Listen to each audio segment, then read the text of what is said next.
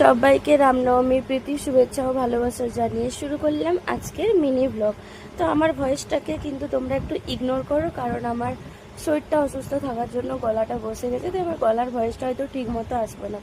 তো আজকে যেহেতু রামনবমীর সন্ধেবেলাতে আমাদের এখানে কিন্তু পুজো হয় বজরংবলীর বড় করে, তাই আমরা সবাই মিলে রেডি হয়ে গেছিলাম আজকে মন্দির দর্শন করার জন্য। তো আমার সঙ্গে ছিল আমার মেয়েরা, আমার ছোট যা, আমার ভাগ্নি আর আমার ভাসুরের ছেলে।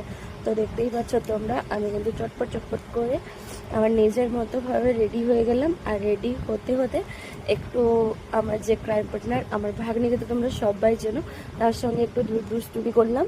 দুষ্টুমি করতে করতে আমরা কিন্তু রেডি হয়ে সবাই মিলে বেরিয়ে পড়লাম। আর সত্যি কথা বলতে কি, আমার এই যে পারফিউমটা দেখতে পাচ্ছ আমার কিন্তু খুবই ভালো লাগে। মানে পারফিউম হচ্ছে আমার একটা পছন্দের জিনিস, আর হচ্ছে লিপস্টিক, মানে এ দুটো আমার দরকারই দরকার। তো তারপরে আমরা রাস্তা দিয়ে যাচ্ছি, আর দেখতে পাচ্ছ তোমরা কালীবাড়ি, কালকে কিন্তু এখানে জুলুস বেরাবে, তো এখানে কিন্তু জুলুস খেলা হবে।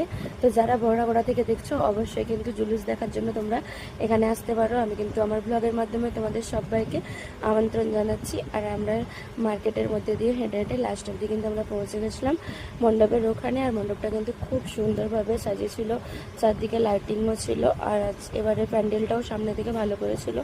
আর ভিতরে যেহেতু মন্দিরটা হচ্ছে তাই প্লাস্টারেরও কিছু হয়নি, কিন্তু মনে হচ্ছিল যেন এটা একটা থিম।